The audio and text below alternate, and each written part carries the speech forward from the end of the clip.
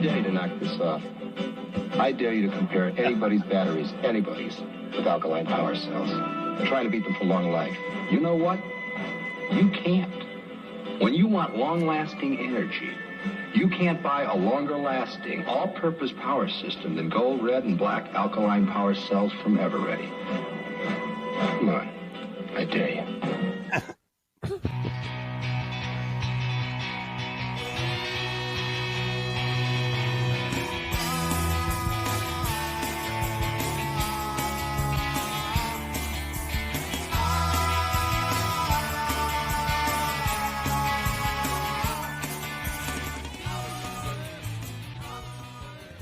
Hello and welcome to episode 67 of the Music Relish Show, a music discussion podcast with your hosts, Schmitty, Perry Dedovich, and Yes. Lou Colicchio. Good evening, gentlemen. Evening, Lou. How's it going? Go ahead, host the Going show, good on Lou. mine. I dare you. Host the show. I dare That's you. right. Once upon a time in Hollywood. Who are we going to fight next? Robert Conrad in his tight pants? Bam, boom. All right. So tonight, we got a good lineup tonight. We always have some news stories, some things that are kind of currently happening. Yeah, some news feed. Yep. And we always have our random relish. That's our patented form of musical randomness. Just, odd things that kind of you didn't know, you might know, and might want to know. And we're gonna, I guess we're gonna see a video or hear some humble pie. Perry, you want to talk about the record producer Terry Melcher? Yes. And we're gonna talk about the great, mysterious Bobbie Gentry, and probably some other stuff will most likely pop up. But let's do it. All right. What's new in the news? What's going on in the world of music? I have. Well, you want me to start, Mark? Sure, go ahead. You know, Mark had mentioned this place where U2 played in Vegas called the Sphere. Yeah. Right. It's apparently the latest happening thing for the Eagles have booked the Sphere. Oh. Well, what are they going to charge for a ticket? Yeah. It's a Las Vegas thing, so I mean they can't be out of control, right? This is like, they may have like a 1 month. They might play 40 shows. It might be a few month. Fish has and Mark Dead End Company are going to be there in May and June, I think. My son-in-law is at the bugging me to Sphere go. in Las Vegas. Yeah. In the stratosphere. Kind of good to see it being used, and hopefully it'll be successful. Yeah, hopefully they make some money, right? Yeah, because well, a lot of people said it wasn't going to go anywhere. It was not going to make enough money to survive, and looks like U2 proves it could be done. Yeah, we'll have to get a picture of the Sphere maybe for next time.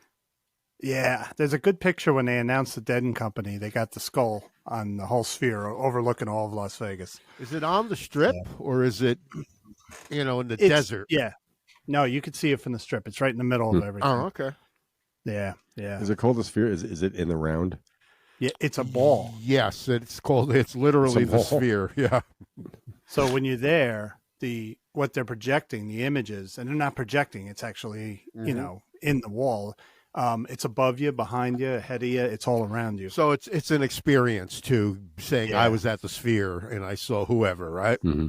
Yeah. Kind of like a planetarium, right? I was just going to say that. Remember Laser Zep? Yeah.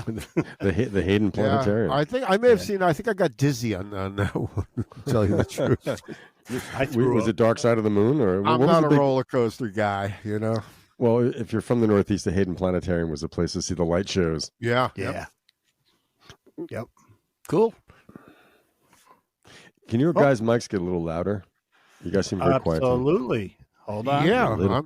I'm okay. Getting better. Is that getting better? I can raise you a little more. Whoop. I don't want to overload. You have your monitor on, Lou? Oh, you bet your ass I do. Yeah? Yeah, I do. Yeah, I got my headphone thing on pretty much up. Yeah. Thank God we're not getting feedback.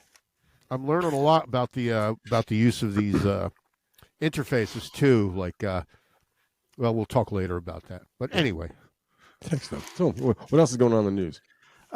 I got something pretty neat here. This alone is a miracle. In the state of Tennessee, both sides of the political spectrum unanimously passed a bill. Can you believe that? They passed the Elvis Act. The Elvis Act is ensuring likeness, some kind of voice. sick joke. No. That's called the Elvis, and it stands for Ensuring Likeness, Voice, and Image Security Act. It's the first in the nation where if someone's voice is used without their permission with AI, they will be screwed. Now, you see why Tennessee did it, because of Nashville. Yeah. I'm happy to see this passed because it's scary. We've talked about it, right? But can I say one thing though? I thought about this today too, because we had a discussion the other week on AI for a bit, right? Good AI, bad AI, and whatever. But like Lou was saying that there was a commercial and you thought it was James Taylor for the spring water, Going back to the 80s or maybe early 90s. Right. And I always thought it was James Taylor as well. And you notice they do that in commercials. They make you think that it's someone else or, someone who looks like an actor. But I was thinking like when Mark was talking about like, so what if Freddie Mercury's voice is public domain? Then anybody can do anything they want with it with AI if it's public domain. So you know what I mean? Yeah, but public domain has to happen after 75 years or something like that, or like Mickey but Mouse, when you're a celebrity, it's like you're not going to get sued for impersonating Jack Nicholson or you. Michael McDonald's not going to sue you, Lou, for you know what I mean? For that's practically public domain. Well, I think for non-commercial purposes, But you understand what I'm suggesting, though, Well, I think what this is with the AI, this concerning part is that some countries overseas might start pumping in. Let's name a famous country artist right now. I don't know, just name whomever. Yeah, I couldn't tell you. And they might start pushing in singles, Keith Urban singles that sound like Keith Urban. There's a lot of people out there that don't know. They don't know, and someone may make money. The worst part of it is that's a good point. The worst part of it. That's how Eddie Chapman made his living in the early 60s. Yeah. Eddie Chapman. He was my father's. Well, I got my father. But you know what? That's a musician. To say that name? Yeah, he's dead. That's a musician making money. I think with AI, there's no musician making money. If some guy does a commercial and he does his voice like James Brown, at least it's a musician getting money, making a living. Yeah. This is people with a computer saying, I'm going to mimic Garth Brooks and make a single. That's a good point. They could make fake Garth Brooks albums in China and ship them to Europe or wherever, and they might not know that it's really not Garth Brooks. Right. Well, no, the thing was what Roger Daltrey said, though, can they duplicate his AI voice? I mean, is it all new material? They can. They can. What's that? They can. All they have to do is sample it. Well, the thing is, Roger Daltrey was saying, like, these AI sample voices don't have emotion. They don't have inflection. That's what we were saying the other week. Like, you can always tell when they're fake. Right. Yeah. So in this scenario, are they taking someone, creating his voice on on his same music? Are they using, or is it some artist? How about this? Being like a songwriter that supplies the music for these things. Like a dangerous illegal side job. Like you write some country hack songs and use Garth Brooks's voice on it. That's what you're saying? Well, yeah, but the AI could have an algorithm, whatever program it is, and say country hack. AI will create a country song too. The music for come with the chord changes and the with the generic chord changes. He wears a lot of beads and he smokes a lot of dope. That's pretty good. Actually. That's a real one now. That doesn't have empathy though. It'll never survive. Of course, I've always said the key to being a country singer is to go, and before everything. And I woke up in the day, and I have one other thing, Lou, is that Roger Daltrey. Wait, didn't we just mention Roger Daltrey? Uh-oh. Yes, we did. Roger, I guess it's worldwide. Roger Daltrey is in this. He's like the spokesperson or the president of Teenage Cancer Trust. Oh, cool. And they have charity concerts anyway, the Who this is in the UK, the Who were playing a song from Quadrophenia. Eddie Vedder came out as a surprise and sang the song with Roger, and it was The Godfather and the Punk from Quadrophenia. Oh, cool. Yeah. But also this charity, this Teenage Cancer Trust, Paul Weller was there. He contributed. Noel Gallagher and his High Flying Birds were there. And the Chemical Brothers were there. I'm not sure who they are. I mean, I've heard about them, but God, yeah. I can't claim to know who they are. But They're they were there DJs. also. So it was, I haven't heard that it's name in a while. It's a charitable event, and cool. Yep. Yeah. I like Yeah, Roger bro. Daltrey. Just How don't does he smoke a sound? joint. Now? Does he sound terrible now? Oh, it's bad. And he's He's doing still- a tour Really? this summer. He still sounds like a street thug though when he talks. You know, it's like this guy can punch you, man. You know? I love Yeah, the he- way he talks. He's a scrapper. Yeah. Yeah, He describes himself vocally as a belter, really. Yeah, Yeah. well, yeah. which is, I mean, that's pretty accurate. He's a good example of someone who belted too hard. Him and Robert Plant. That's why they lost their voices. You know? Really. Yeah. Although Plant's found a way to get around it. He absolutely has. He says Yeah. that he doesn't. You know, he knows he doesn't have to do that. He'll never have to do the Led Zeppelin stuff ever again. Right. Everybody was mad when he refused to do a Zeppelin tour after that one-off. Why not? He did Yeah, one yeah. show. It came out good. Let it go. You know. Yeah. He was right to do that. Do a tour. You know, I heard a new Black Crow song today. How was it? I haven't heard anything. It's good. I'm not a fan of the band, but it's a pretty rocking song. It's pretty dirty, and it sounded pretty vital. I mean, like, it's kind of cool to hear a band. You know, they've been around for a long time, but you know, they're playing rock and roll. It's guitar, Yep. Yeah. oriented rock and roll. And Chris Robinson sounds in good voice, and you know, it sounds pretty live. Actually, I was like, it was kind of Cool. Even though I'm not a fan, I was kind of pleased to hear a band kind of coming around and still kind of kicking it. Yeah. Because Yeah. You know what I heard today? We've been ranting about how rock has gotten kind of soft, and Nope. He still I got heard- bands like last Black week was a Crowes. funny show on singer-songwriters. I heard Old today. Dead Eyes, Perry Dedovich. I heard a song today, but a couple of songs actually by the Byrds, the band Ronnie Wood was in from like 1964 for a few years. BIRDS. No, Okay. the Byrds, like a standard generic spelling. The Brit, Yeah, the yeah. Brit, yeah. Right. Oh yeah, B. I thought you said Y, but it's B. Oh, no. Yeah, You was hear bad. them on the Underground Garage. yeah, and they were like R&B. They were really good. Some covers and some Ronnie Wood, Ronnie Wood originals, and it was really good. You know, you could tell like this band loved Motown. They loved Bo Diddley. You know, you can tell just by listening to the. But then again, a lot of bands sounded like that back in 1964. Sure. Also, The English took R&B and gave it back to us so good, right? The first Who album Yeah. had some good R&B on there. It's a maximum R&B. Yeah. Yeah. Well, how come Ron Wood didn't sing more? I think he was the singer on these old Birds. What was it really? Because when Yeah. I heard Ooh La La, I always thought that was Rod Stewart singing kind of differently. I never knew until recently that was Oh Ronnie yeah, Wood. on the original version, he did. Yeah. He did great. Yeah. Yep. Yeah, it's a great. I mean, Yeah. Yeah. Cool. and he had the best rooster hair. Still does. Yeah, he still does. Yeah. Yeah. He looks younger than Keith. He uses more hair He's the color. youngest Rolling Stone. He's a I think baby. he has yet to turn 80.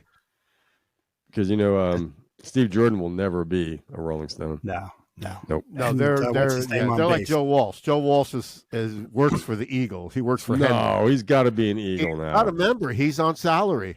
Fuck it. No, he's not. He absolutely is. He's not in the corporation. Are you Right. serious? Don does. Felder. There were 3 people in the corporation. Yeah. Don Felder, Glenn Fry, and Don Sherman Hemsley. What are you talking about?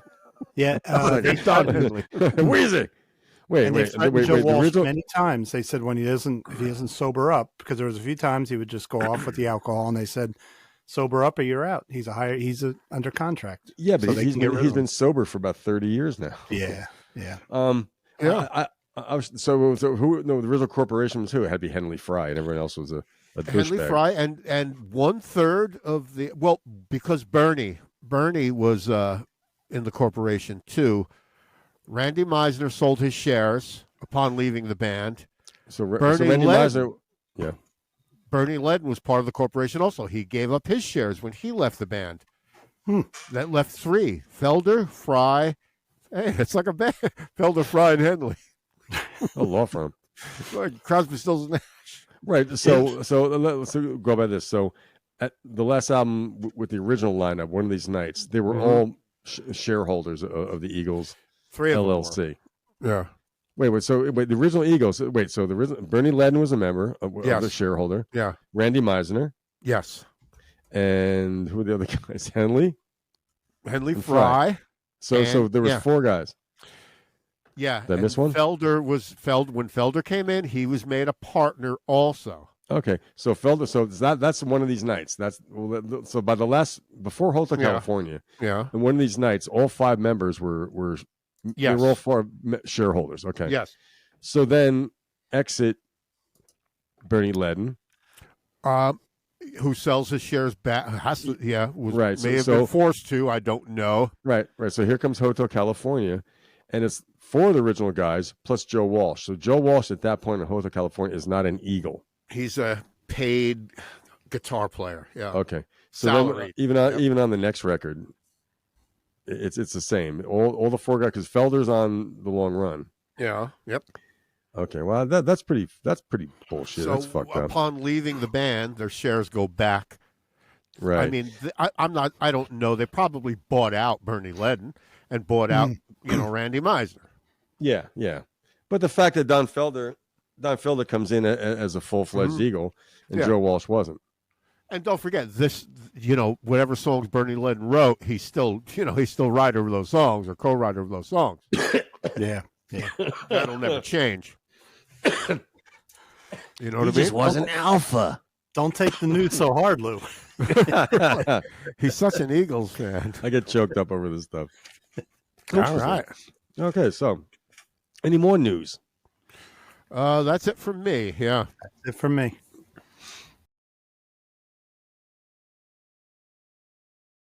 You want to be Terry Melcher? I want to be Terry Melcher. I want to be sedated.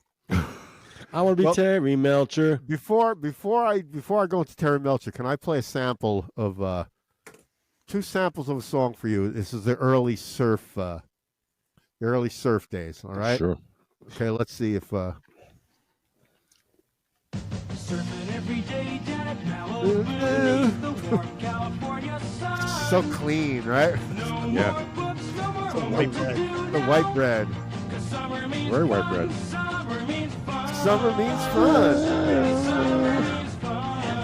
Summer means fun. Summer means fun.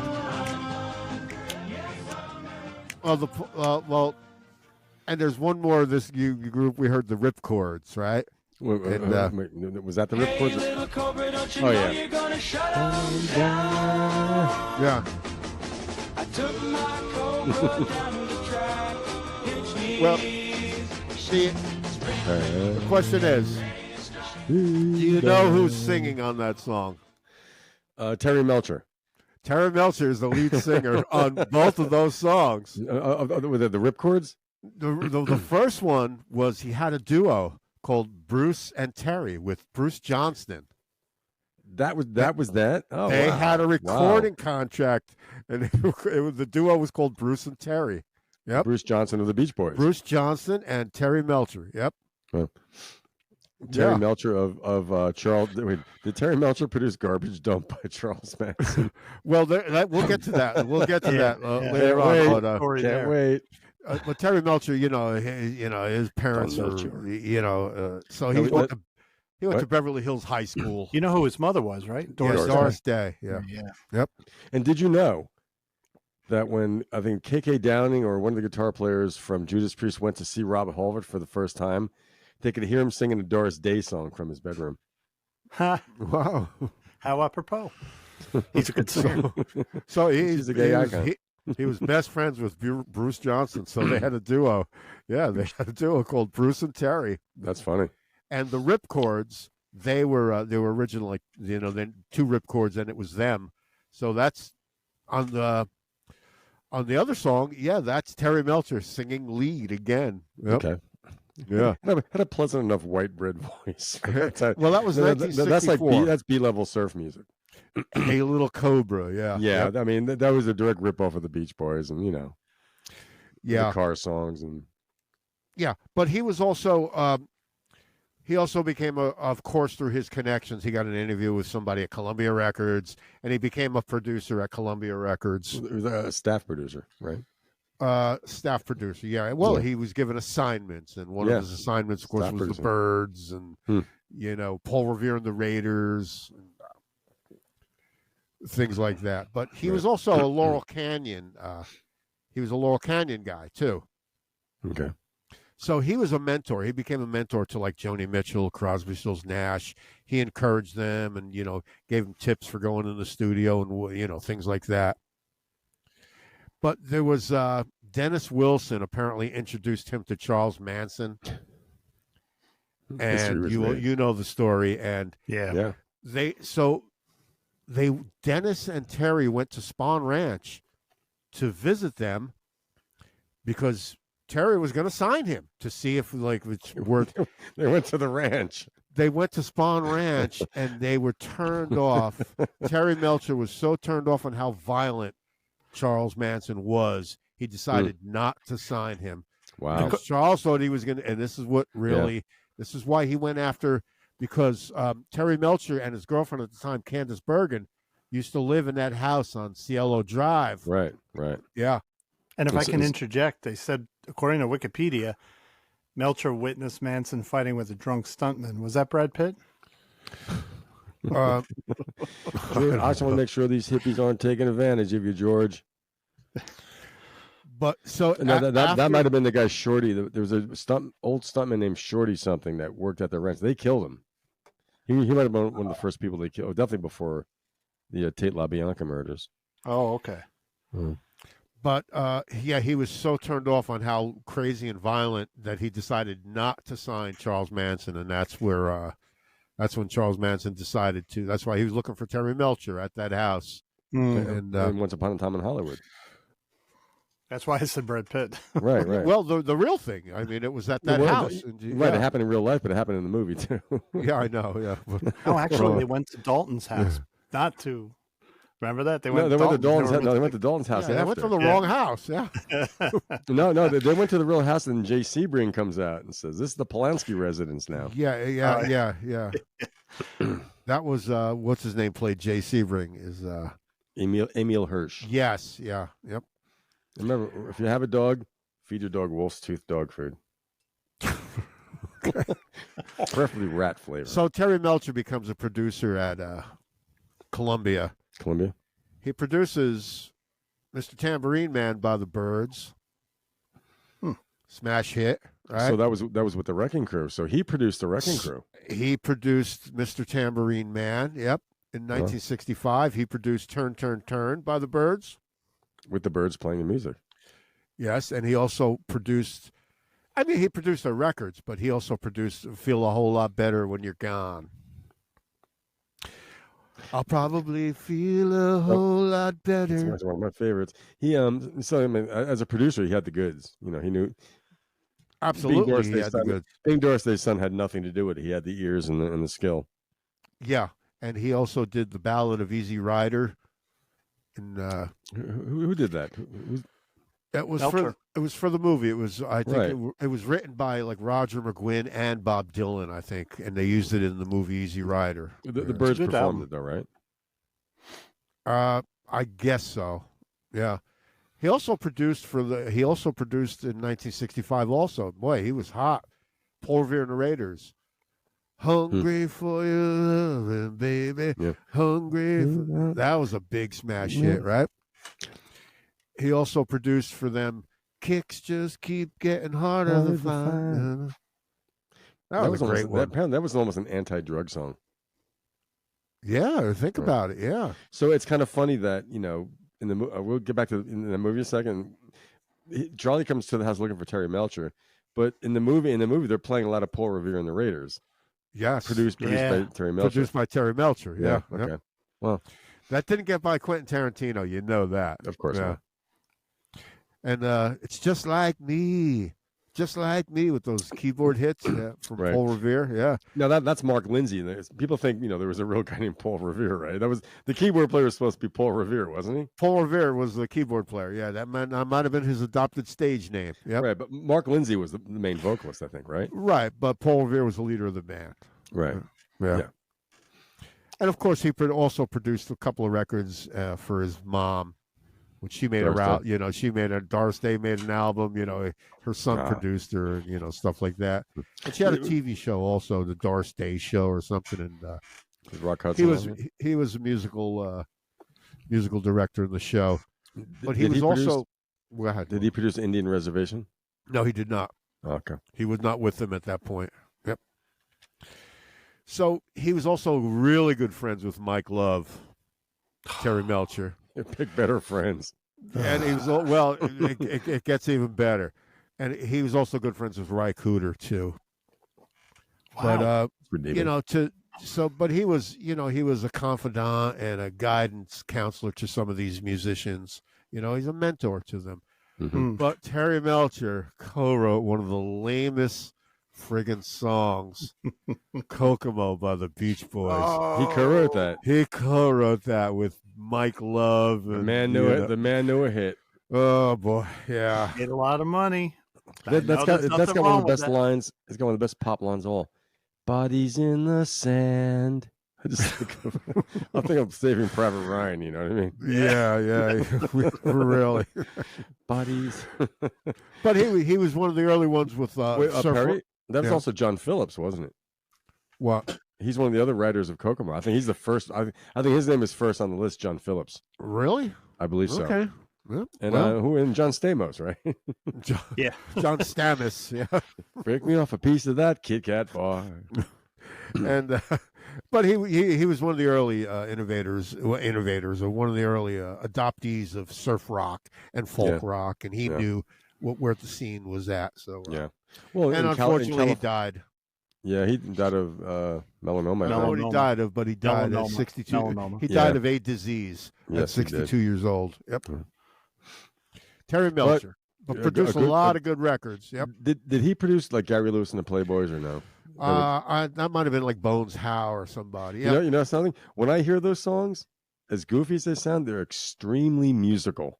Yeah. This Diamond Ring, the production, there's timpani. It's like I was like, well, okay, And Gary Lewis, he wasn't such a bad singer at all. Kind of weird, like that stuff you not like his father. Remember the father sang? Oh, come on! Everybody loves a clown. Why don't I? Well, he'd put like a drinking glass in his mouth and sing it. Although Jerry Lewis was brilliant in The King of Comedy. Yeah, I got two little things about him here. Kind of interesting. About Jerry Lewis? No, about Terry Melcher. Yeah. So our favorite critic, Robert Christgau, comes up. He recorded 2 solo albums, Terry Melcher, and the other one is called Royal Flush. Mm-hmm. And when Christgau was recording one of the albums, he said, "Most will find this producer's daydream sterile at best and noxious at worst. But I like the song about his shrink, and I'm fascinated by his compulsion to defend his Manson connections. With the requisite show of wealth and taste, he insists that he's only a spectator, why he wouldn't even know about the hand jive if it wasn't for Soul Train." Mm-hmm. Then here's something neat here. This I hate to keep going back to the Manson thing. It's taken away from his musical. Well, it affected him greatly. He needed psychiatric help after he found out that he was the target. So Tom O'Neill wrote a book called Chaos, Charles Manson, the CIA, and the Secret History of the 60s. And he found evidence that Melcher was closely involved with the Manson family, more closely than he admitted at the trial. Said he found evidence Melcher was associating with Manson in the 4-month period after the Tate LaBianca murders, but before Manson's arrest. These documents, seemingly hidden by Bugliosi, undermine claims that the Tate murders were intended to frighten Melcher. It may be that he was scared shitless and he was reaching out to Manson like, I'm sorry. Like, it doesn't mean he was commiserating. Well, he got a bodyguard and he needed psychiatric help after that. Sure. Tarantino, and I'm starting to agree now that the whole helter-skelter race war thing, that's pretty far-fetched considering what, the savagery of what they did is one thing. Yeah. But the fact that Tarantino thinks, I think too, like, they said, there were no tourists like these Hollywood celebrities where they burn you in a drug deal. You give them drugs, they would never pay you. And he thinks it was just a drug deal gone bad. Could be. And that Jay Sebring, I read this, so this is all public information, that he used his salons. He was an extremely famous hairstylist. He used his salons as ways of moving drugs to celebrities. So because I think Charlie Manson was a white supremacist, but his idea that the black Muslim population was going to look to him as a leader for the Helter Skelter is pretty. Yeah, I don't think so, man. But I do believe they were I think so, white drugs boy. at the hair salon and all that. Absolutely. Yeah. So so Bugliosi built the Helter Skelter thing just to make something stick, I think. Yeah. That would be imagine if they just created all that, created the narrative. Yeah. Right? Well, I mean, think about the whole race war thing. I mean, that's considering they were just a bunch of filthy friggin' hippies. Yeah, and they really smelled. I was going Jake Dalton, whatever the guy's name was. Rick Dalton. God damn. You went all Rick hippies. Dalton on him. Yeah. Get that mechanical asshole off my street. So Lou, when Brad Pitt's character picked up the young girl and was driving her, couldn't she just smell the BO and the feet? Cliff Booth. I liked it though. Cliff Booth. Now, I told you she's the daughter of Andy McDowell. She's from Asheville. Oh, it's the hippie girl. Yeah. Remember the one line? We love pussy. Her name was Pussycat. She's based on a real character. Yes, we do. Yep. Read the novelization of the movie by Quentin, and you'll even go further down that road. I'm going to get it. So Terry Melcher left a nice reputation behind him. Interesting character. One of the most interesting people in music, Yep. Just all this stuff we mentioned about him. And I don't recall ever hearing that he was in the Ripcords. Because they're like those follow-up bands to the Beach Boys, like even Jan and Dean. I think that maybe they're a little more legit. Yeah, it was a genre. Yep. Yeah. Oh, it was a big genre. Surf Everyone rock. jumped on the bandwagon. Yep. And that was pretty cool. Yeah. Absolutely. Terry Melcher. Have you guys ever heard about Bobbie Gentry? Heard about Bobbie Gentry?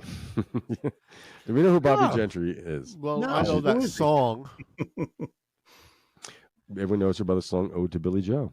Billy Joe McCall jumped off the Tallahatchie Bridge. I said, "Who is he?" I forgot it was a woman. It's one of those storytelling songs. Yeah. It's a Southern Gothic narrative. Did she write the song? She did write it. Wow. Yeah. She's one of the first female artists to write and produce her own material. And also, she's considered in the country realm. And interesting, she's a very mysterious person. She's still alive. Nobody's quite sure where she lives. Mm-hmm. And she's been very influential to a lot of singer-songwriters, a lot of performers. I mean, I'm hearing her and Katie Tunstall. Reba McEntire covered one of her songs and made a hit of it, top 10 country hit. But everyone knows her from the 1967 song "Ode to Billy Joe," which was a number one. It was 4 weeks number one on the Billboard Hot 100. And really, I'm going to play a little bit of it because that's a pretty well-known song. But I just want to get the riff of it, the gist of the riff. Yeah, it's great. She's playing that guitar too, right? That acoustic? Yeah. Oh, she was the real deal, guys. Yeah. And I lost it. Well. I had it queued. There it is. Was the 3rd of June, another sleepy, dusty Delta day. She's painting the picture. Painting the picture. Yeah. Yep. She wrote every song. That's her debut record, "Ode to Billy Joe." She wrote every song on it. Cool. And the kind of song I remember that as a kid. That came out in '67, so I was 6. I remember it distinctly. That song was I remember everywhere. hearing on the transistor radio. Yeah, you did. And you heard it in little jukeboxes and big jukeboxes. Yep. It was there was a number one Billboard Hot 100 at Billboard. That was her number 3 top selling single at the end of the year. So that was the 3rd best selling single of 1967. Ooh. And considering the genre, it had to be a kind of crossover because that song was played everywhere. I'm sure it crossed over from the country charts to the pop charts. Yep. Yeah. And so she charted 11 singles on the Billboard Hot 100, 4 UK singles. She was big in England. Yeah. Very, very popular. She was born in Roberta Lee Streeter on July 27, 1942.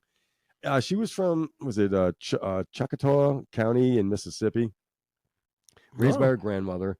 Her parents divorced. She ended up living with her mother, with her father. She performed with her mother It's like a little duo act, and lived with her father while he moved to California. She retired in the late 70s. She just walked away from the business, and that was it. I think no one's ever heard of her. There's documentaries, there's songs written called "Where Is Bobbie Gentry." So I think I consider her an icon. And great thing is she wrote the material, so she'll always get royalties coming in. Yeah, right. And she was a very smart business person. So, going back, this was like the glass ceiling thing. Dusty Springfield had her own thing going, but Bobbie Gentry was kind of singular. She was very much on the outside of things in a lot of ways. So she actually went to UCLA, philosophy major, but she switched to music. And she was performing at clubs, and Bob Hope was the guy that encouraged her to perform. And he probably said, "I got to tell you got some talent, kid. You can go places." And so on the advice of him, she decided to go further in it. And she went to the LA Conservatory of Music. So she studied composition theory and arranging. So by the time she made all these demos, because it was 12 demos that became her first album. So she had, because the songs are interesting. That groove you hear on Ode to Billie Joe, that guitar groove, that's kind of her thing. Yeah. And it's on several songs, but when I listened to her first 3 albums, I believe, and a duet album she did with Glenn Campbell. How was that, Luke? Because I'm reading about it. The duet? The album with Glenn Campbell, yeah. It's okay. There's some good things and other things I'm like, all right, but they redo Gentle on My Mind. But there's some, like in Ode to Billie Joe, the string arrangements, like right, like those little, It's haunting. It's very I think that's the Southern Gothic aspect. Yeah. But what they were is like, she had these demos. She got signed on the merit of a song called Mississippi Delta, I think. Ode to Billie Joe was not the song that the record company was thinking of. She got signed to Capitol, by the way.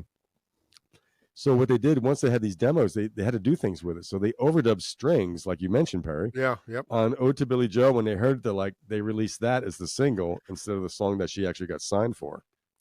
Now, was that a Nashville recorded song? Like, good point. I don't know. It might be California, but I don't know. Okay. Let's see. Oh, yeah, maybe it was the Capitol Tower thing, right? I don't think it was even nothing that big.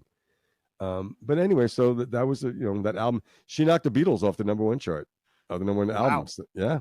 Wow. So that's for for a debut artist, that's some pretty impressive stuff. So it was recorded at Whitney Recording Studio in Glendale, California. So that's okay. That was a West Coast thing. Yeah. Yep. Now she wanted to write for other people though. She didn't intend on being an artist. And the reason she sang on the demo of Ode to Billie Joe was it would be cheaper than to hire a singer. And she had a real interesting voice, not a big powerhouse, kind of smoky, kind of. She had a low voice for a woman too. There was she was probably 22 at the time, also, right? Right. Well, she was born in 42, 62, 20, mid-20s, Yeah. But she knew music. When she lived with her grandmother, she was raised with no plumbing, no electricity with her grandmother. Her grandmother traded a cow for a piano. And that's when she started, writing her stuff. Wow. So, but then when she lived with her father, she learned to play banjo, piano, mandolin. So she was a multi-instrumentalist, songwriter, arranger. And on a lot of these albums, she played most of the instruments. So when I did a look and see what musicians play with her, there isn't a whole list, a lot of things I could find. I'll mention them later on, some of the ones that we do know. But she was kind of like a one-woman show, and you don't read too much about her personality. She's extremely very mysterious. I found the whole thing just very interesting. She was described as alluring, a very attractive woman. She had press. She had a lot of press there for a time within in a couple of years span. Oh, she made a splash. I mean, I don't know what mainstream music thought of country music in the 60s. To me, it seemed like you liked rock and you liked country. The country was the other stuff. I considered country when I was a kid. Yeah. In Keensburg, New Jersey. It was its own chart. Yeah. Well, a lot of truck drivers coming through were from the South. That was country music to me. Yeah. Yep. We had the Four Seasons and the Beatles and all that stuff. So the fact that she landed something like that, it was on the country charts as well, but on mainstream, unlike Glenn Campbell being a crossover mainstream artist doing country music. But that was a debut album. It was 12 demos, and the strings were overdubbed by a guy named Jimmy Haskell. If you look him up, he was all over the place. That guy he's done a lot of stuff with a lot of people. So she had some clout behind her when they realized, the real goods of what she had. the producer she had, the way that it was recorded and stuff like that. It's not a slick recording. I listened to the whole album. I've seen Jimmy Haskell's name on a few records. Yep. And it was number 8 on the Billboard. This is interesting. The Billboard Black Singles chart. They had the black singles and the black album chart back then. Yeah, it was segregated. Wow. But she crossed over to that because it's kind of a funky groove. That a crossover hit. Yeah. Rolling Stone is named among the 500 greatest songs of all time. Who gives a shit? The reason I want to talk about things, right? that's a good point, especially when it comes to guitar players, right? But still being, the magazine back, I'm thinking of Rolling Stone in 1967 with John Lennon on the cover. Yeah. But so the album, it's a mix of, it's country. There's some jazzy elements, some folk stuff, and not really rock blues. So it was considered like a roots concept album. A lot of the songs are about that area where she grew up or lived as a young person. The whole Southern Gothic. I wonder what Southern Gothic means when they say that. What the definition of Southern Gothic is. I think it means a few different things. But you get imagery when you say the words. You think image. I get imagery. There's a lot of eerie, dark stuff from the South. And she mentioned certain things that are indigenous to the South. Yeah, like the way they eat. Mm-hmm. I forgot some of the lyrical terms, but like when I heard it, I said, yeah, I've heard those terms living here. So the album came out in 67. So in the 1968 Grammys, she won for Best New Artist, Best Female Pop Vocal Performance. There was another Grammy. I don't know if it was for production or not, but I couldn't find it. So she's a Best New Artist that actually went on to do other things. And the Academy of Country Music named her Most Promising Artist. The first record came out in 67. I listened to her second record, the Delta Suite. She played almost all the instruments. It didn't sell as well. There wasn't a whole lot of hits from it, but it's been called one of the most unacclaimed masterpieces of the 1960s. It's really good. It's really good. I hear a discussion recently that like right out of the box, you have this Grammy-winning record, then you never really heard from again that much after that. Scott's mentioned on Milk Crates. Maybe that's where I heard it. Yeah. Whatever band had the big hit single of 1997. Mm-hmm. But there are some, of course, that did go on. Well, you don't want to win a Grammy right out of the box for sure. You don't want that. And she did play the Sonaro Italian Music Festival. That was the template for the Eurovision. Yeah. She did do that one year. Okay. Yeah. So she her second album had a couple hits. 2 tracks made the Billboard Hot 100, but it wasn't a big seller. Her third record didn't chart at all. Mm-hmm. It was called Local Gentry, released in 1968. Nothing really.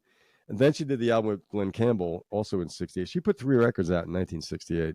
That's amazing. That's amazing. Yeah. Well, plus the thing was, here's the deal. If you had the songs, all you had to do was record the goddamn things, and there wasn't all this belaboring all this other techno shit we got to do now, or what's being done now. They recorded the albums, they were mixed, they were done by professionals, and you put it out within a month. Yeah. That was it was a big record for them. It was number 11 on the Billboard Top LPs, number 1 on the country LPs.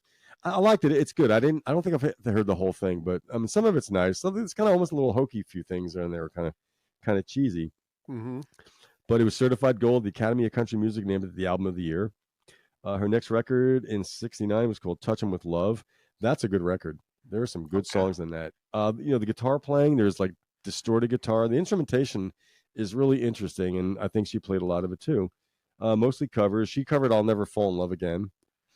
The Burt Bacharach song. Yeah, it was a number 1 UK singles hit. Oh, I'd like to hear that. I'm going to check. Yeah, I just listened to some albums. I didn't check the singles out, but I'm definitely going to. She did TV specials for Canadian television that were broadcast in North America.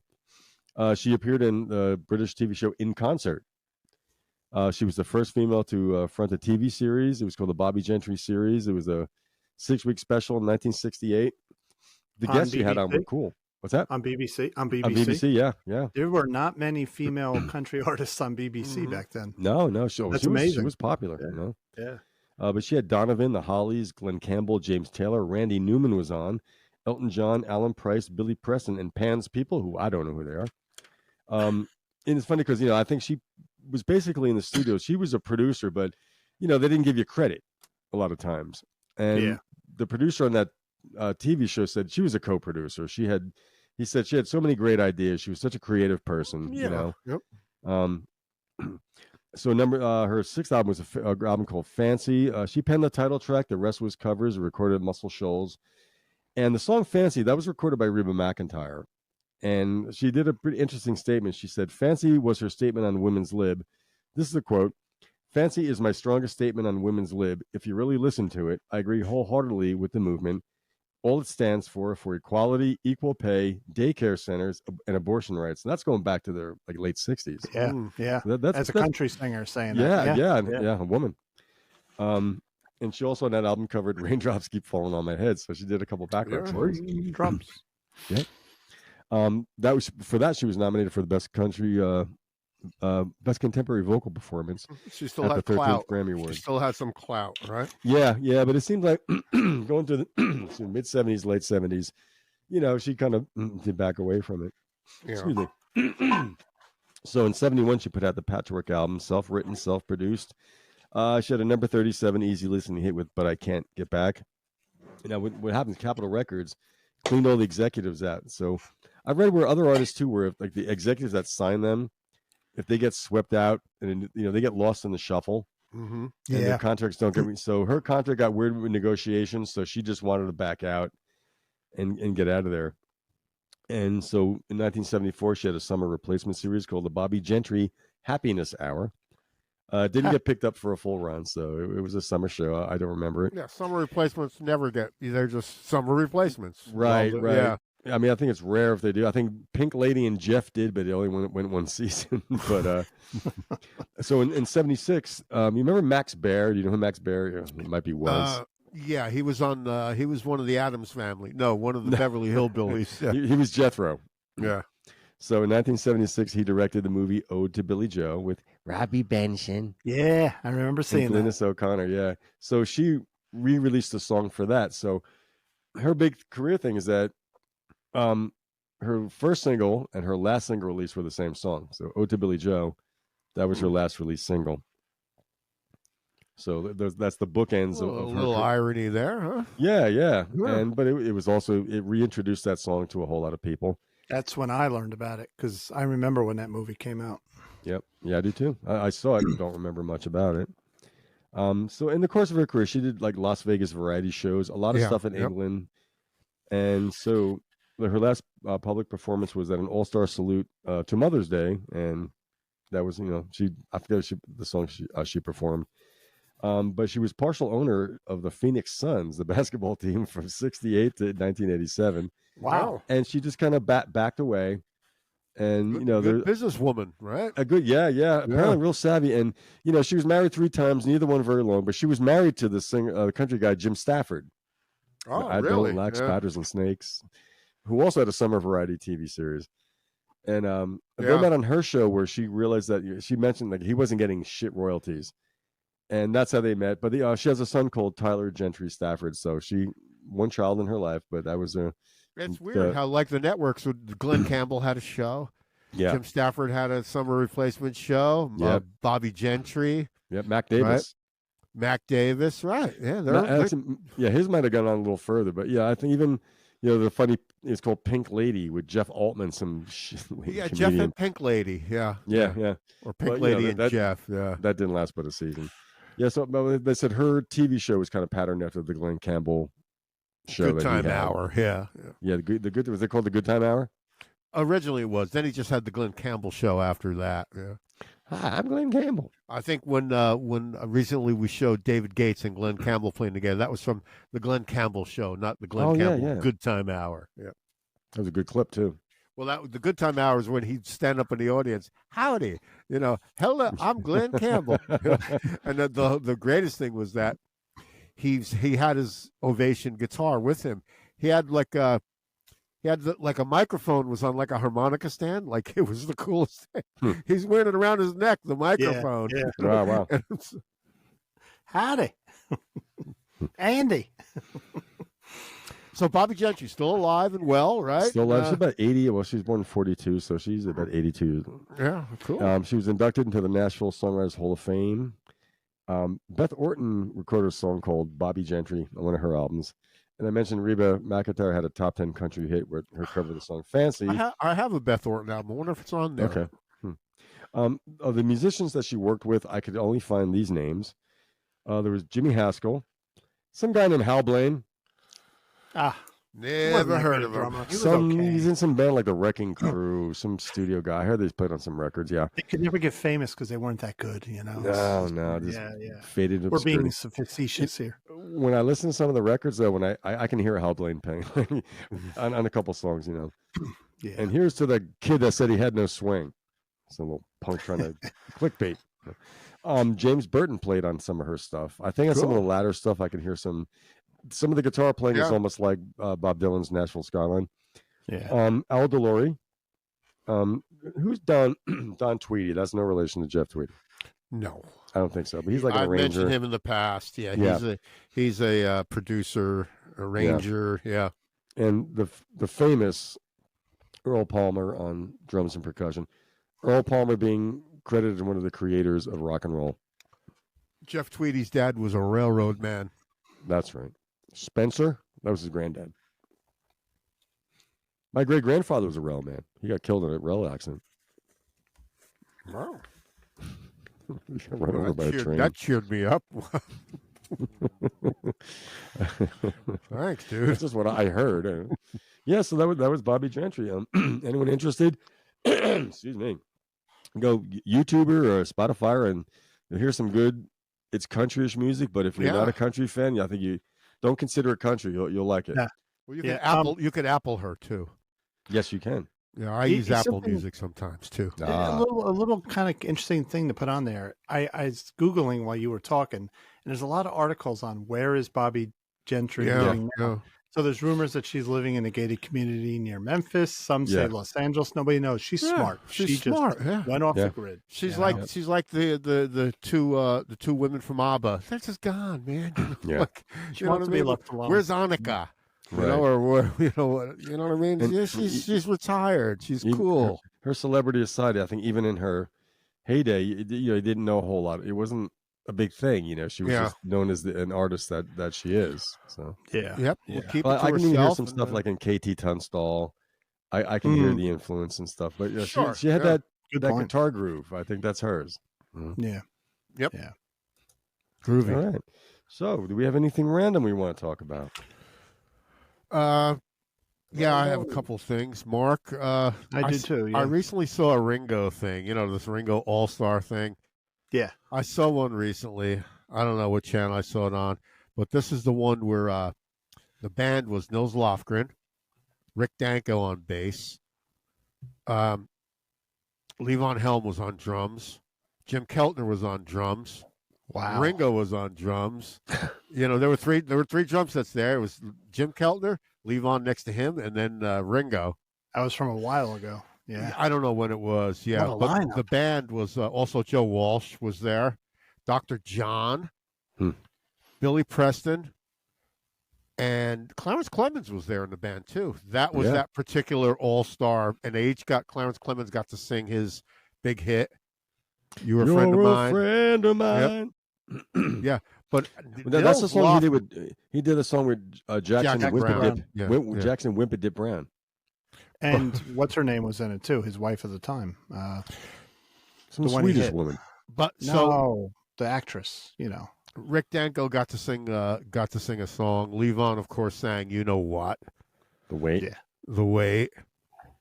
Dr. John sang a couple of songs, and he of course he did "Iko Iko." That was one of the big closers. Yeah. But Billy Preston sang. But Nils Lofgren, that guy's a fantastic guitar player. Absolutely. I realized it there. You can't tell. I can't tell with Springsteen. You can't tell. There's just too many guitars. But there's no room for guitar work. It's not standout. It's all ensemble play. Right. But I saw him. They were doing a couple of numbers. When Ringo was behind the drums, he was doing Boys and a couple other rock and Matchbox. I think he did. Anyway, Nils Lofgren was taking a solo. He is fucking good and loose, man. He's one of those weird guys who plays like this. You know what I mean? He doesn't strum. No, he's very unique with his very picking. unique, like kind of in a Jeff Beck sort of way. Yeah. He uses a thumb pick, even on the He Strat does, when yeah, he's playing yeah. distorted. And I've seen him with Bruce. He'll do solos, and he's using his thumb pick to do the solo. Yeah. Yeah. So it's a nice, unique approach to the guitar. Yeah. With Nils, but he is really good, Nils Lofgren. Yeah. I mean, I've heard some of his solo records. I've heard one or two of his solo songs. Yeah. And I was like, all right, dude. You know, he sang one. I was like, okay. He's got a good album. Player, but as far as a solo artist, I don't know. You know, he's got a good album called "Cry Tough." It came out in the early '70s. Sure, it's pretty good. Yeah. And there was an MTV video where he had the trampoline where he'd do flips. I remember that. I don't remember the song, but I think he joined Bruce right after that. Well, if you look at him, he looks like a little Bruce. Yeah. They almost like they could be related. And of course, I think Walsh. Bruce wants guitar players that aren't taller than him. And of course, Steve Marriott's gone. You know, so I don't know. Speaking of Angus Young, and of course, Joe Walsh, did one of those James Gang hits where he plays the open E slide like anybody, like George Thorough. Anybody could do that. You know, Jose Feliciano can do that. No, we can't. Every breath you take. You know what I appreciate about Bruce? Nils joined the E Street Band when Steve Van Zandt went off to do his thing. Then Steve Van Zandt's solo career kind of dived. He came back to the E Street Band, but Bruce kept Nils, and it was just like one big family. And he kept his gig, which is good for him. I mean, he kept his gig touring, and I was happy to see that. I've got some more random, but I just did one. You want to do one, Mark? Yeah. There's a new single out from Mark Knopfler. He re-recorded the theme to Local Hero. The theme, and it contains performances from 60 guitar players. What's Local Hero? Is that a movie, a TV show? He did the music to a movie from 1983 called Local Hero, and the song, the title track, it's a classic Mark Knopfler melody. It's a beautiful song. It is. So he re-recorded. It's 10 minutes long, and by the way, it is a benefit for the Teenage Cancer Trust, Perry, that Roger Daltrey is big with. And if you watch the video, and I highly recommend watching the video because the video has just like, images, but then every time someone plays, their name pops up because it's hard to follow who's playing. They show the 60 guitar players in the video? No, they just show the names. No one was like, he didn't have all 60 there at the same time. Who were some of them? It's a 10-minute track. And people popped in and laid down some licks. So it's not just guitar players either, but it's the final. When it first starts, you hear Jeff Beck play. Mm-hmm. That's the last recording he made before he died. Other guitarists on it: Joe Bonamassa, James Burton, Eric Clapton, Ry Cooder, Steve Cropper, Dwayne Eddy, Sam Fender, Guy Fletcher is on it. He's not a guitarist. Peter Frampton, Vince Gill, David Gilmour, Buddy Guy, Tony Iommi, Joan Jett. Wow. Sonny Landreth, Albert Lee, Alex Lifeson, Steve Lukather, Dave Mason, Hank Marvin, Brian May. Hank Marvin, the Shadows. Yeah. John McLaughlin, Tom Morello, Rick Nielsen, Orianthi, I don't really know. Brad Paisley, Nile Rodgers, Mike Rutherford, Joe Satriani, John Sebastian's on it. That's Slash, cool. Bruce Springsteen, Ringo Starr and Zach Starkey both do the drums. Mm-hmm. Sting, Andy Taylor, Pete Townsend. He's the Duran Duran bass player. Yeah, guitarist. Keith Urban, Steve Vai, Waddy Wachtel, Joe Walsh, Ronnie Wood. There's a bunch of others, but in addition to that, not just guitarists, but like I told you, Guy Fletcher's on it. Mm-hmm. Also, Guy Fletcher, he's a member of Dire Straits. Yeah, right. Jonathan Cain's on it. So it's one of these things where everyone just came in. I think he spread the word. You want to come down late. Jonathan Cain from the rock band Journey. That guy? Well, he wasn't fighting with Neil. You notice Neil Schon wasn't on it. I wonder why. But it's a very good, as Lou said, it's a really good song.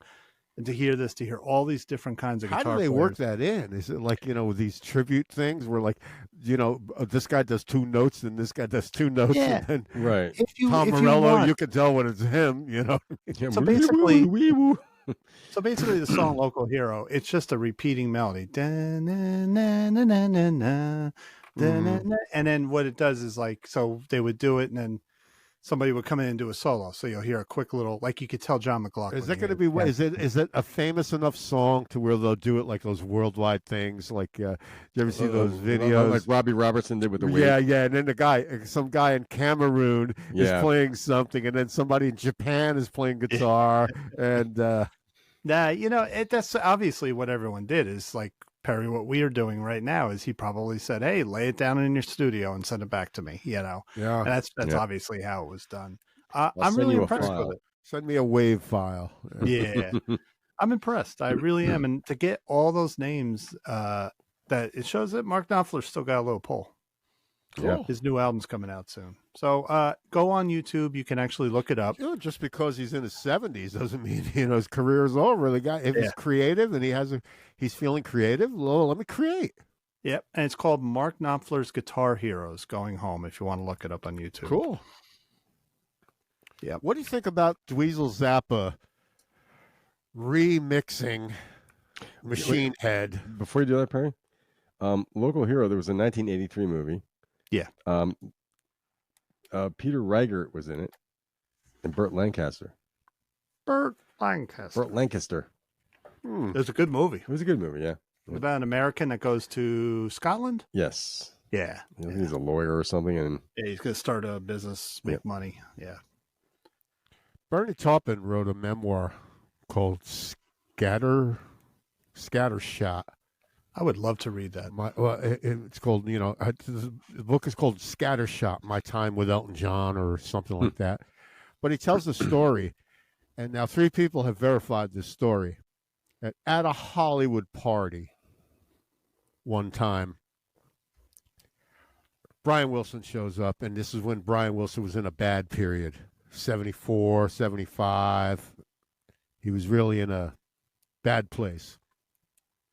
So he walks up to Alice Cooper and says to Alice Cooper, "Can you introduce me to John Lennon?"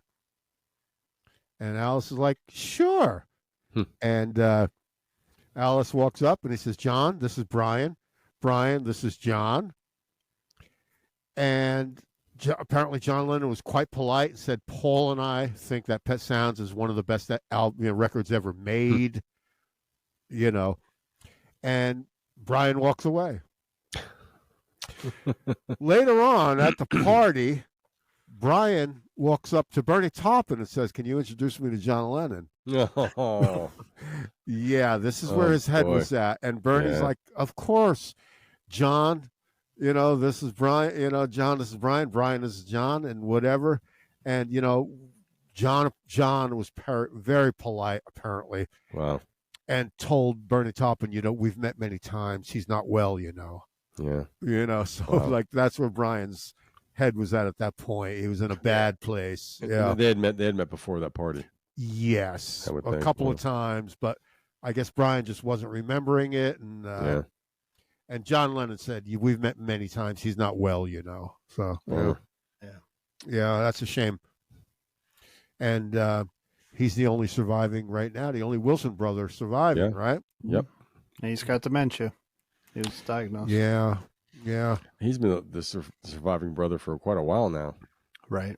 Yeah. Carl passed away quite a few years ago. Apparently, he's not going to be writing any music anytime soon, right? Yeah. So, watch out for the AI, Brian Wilson, right? Mark? What do you think about this Dweezil Zappa remixing Machine Head?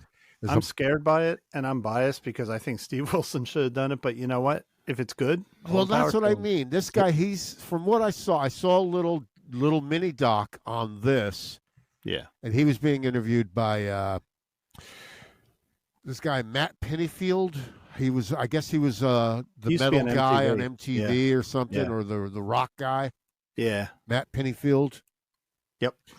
And they were talking about this, and he's like, so he showed samples of like Highway Star or whatever, and at the end you would hear a scream that you didn't. So it's one of those where they're demixing it, I guess, and it's it's coming out in a box set, and I don't know, he brings up a little more of this, a little more of that, more drums, or I don't know, man. Is he known for remixing other people's albums, or is no, he's not. I think he's vying to be sort of a Steve Wilson type. So how did he get this plum assignment? He's got the studio. You know, he's got his father's studio, I'm sure, he's right? got his father's name. That'll get you in the door. Yeah. Here's the thing. That's what worries me. If he's remixing it and changing it, he's going to have a problem because, as I've said, what Steve Wilson does, he says when he does a remix, he doesn't want to change anything. He literally goes measure by measure, listens to the original, and then mixes everything exactly the same level. But what he's accomplishing is putting it through newer equipment, so it always sounds clearer. So crisper. You'll hear yeah. Now, if Dweezil's going to go playing with, I'm going to bring this up and that up. Look, that's fine. That's what I mean. If he wants to do that, but make sure keep the original out. Well, here's what's going to happen. It's a box set. Yeah. So there's going to be like 8 CDs in there, and of course there'll be the original. Then there'll be the enhanced version where, at the end of the song, who was the singer? Ian Gillan. Ian Gillan's like at the end, and you never heard it because it didn't make the cut on the record, but they they threw all that shit in there, and there's also going to be an Atmos, a Dolby Atmos CD, and that's all those kind of things. How much is this thing going to cost, by the way? I'd like to buy it, but my rent went up $1,000, so I ain't buying shit anymore. I'm intrigued. I mean, I'd like to hear it. About 7-8 years ago, they put out an anniversary edition of Machine Head where Roger Glover remixed it. Yeah, he's calling it the 50th anniversary, but it came out in 72, right? Yeah. I think it was held up by legalities. But anyway, the one that Roger Glover oversaw, he remixed it, but you don't get it in surround. It's just remixed. Yeah. And it sounds good. He did a good job. He was there. He's warranted. And he left in the lead in. So you'll hear before, the drums start, highway start. Yeah. You'll hear, okay, 1, 2, and you hear Blackmore warming up. He left it like that in each song. I kind of appreciated that, but they also put in the original, like they right. It's like the Beatles anthology. I kind of like some of the nonsense that when they're stoned and they're laughing, trying to get through. Every Angry Bird Can Sing. It's kind of funny to hear that. Also, the better version of Obladi Oblada. Yeah. Yes, without a doubt. Why they put that on the White Album? With John and George on percussion and a straight ahead beat, like a nice driving beat, banging on bottles or whatever. Yep. And let me one thing I appreciate about Wilson too. Whenever he does these remixes, his stipulation with the record company is, okay, I'm going to remix Songs from the Wood by Jethro Tull. Yeah. Make sure you keep the original out there because even though I may sonically clear it up, people do like what they heard when they were young. Chicago 2 is a perfect example. Chicago 2 remixed by Steve Wilson. He says right on the album, if you don't like this, that's fine. Go buy. It's still out there, the original version. So. Well, I'd be curious to hear some of Steve Wilson's XTC remixes. Yeah. Andy Partridge approved. So yeah. Do you think Dweezil's going to have a series of his own private recording where he's playing? I think playing guitar. He's recording guitar on it. It's like, more people are going to come to him now, and then there'll be a thing now. There'll be a thing like so he did Machine Head remix and a box set. Next, what's it going to be? Who knows? We'll see what the reception, maybe. We'll see what the reception says. I could see him doing Van Halen only because he was friends with Eddie. Well, also he was known as an Eddie clone for a while, right? Yeah, he learned. Eddie gave him lessons when he was young. Oh, did it really? Yeah, he used to turn up at the Zappa house, Frank.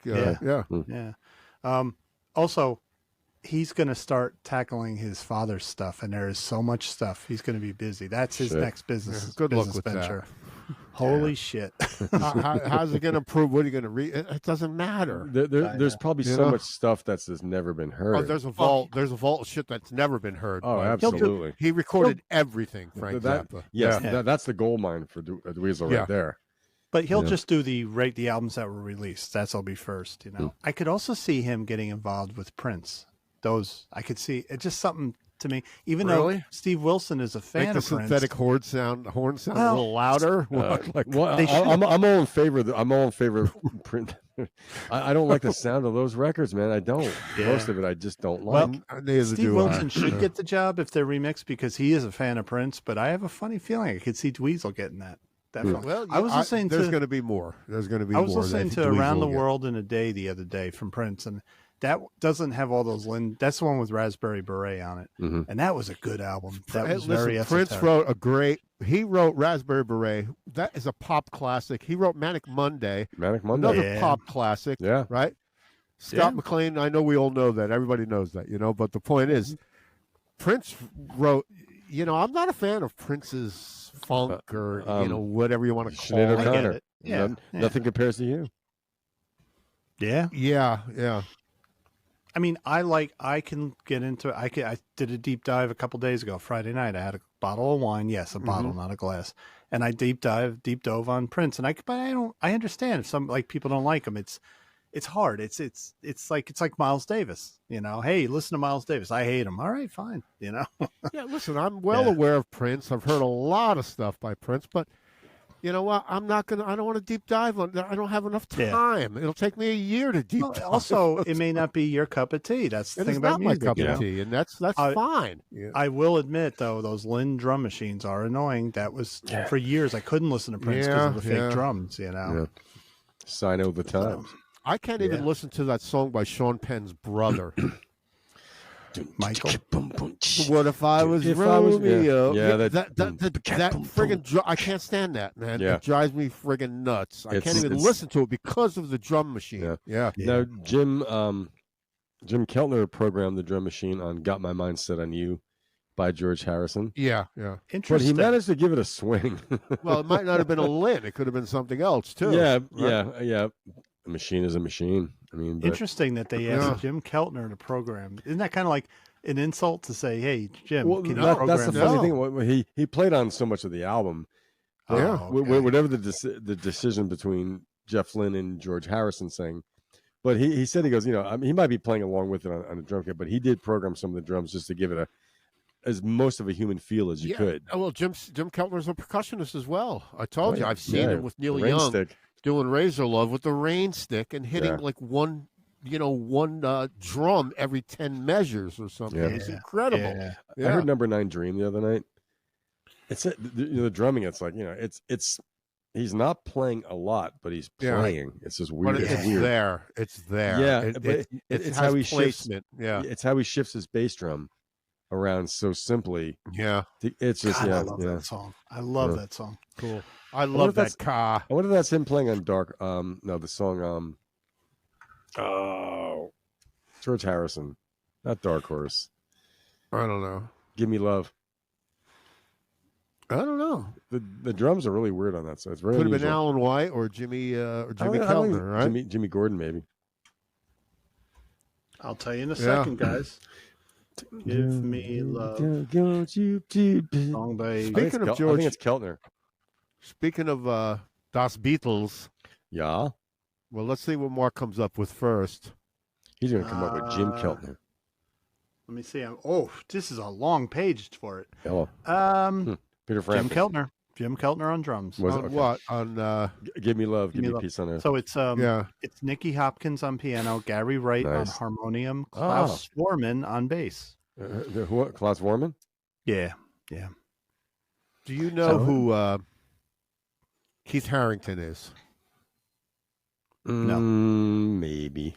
Keith Harington, apparently on the roof when they were playing I Dig a Pony, John had just written it, probably, and he couldn't even remember the words. So Keith Harington was this red-haired kid holding up the lyrics for John because he couldn't remember the words to I Dig a Pony because he just wrote it. So I thought that was Ed Sheeran.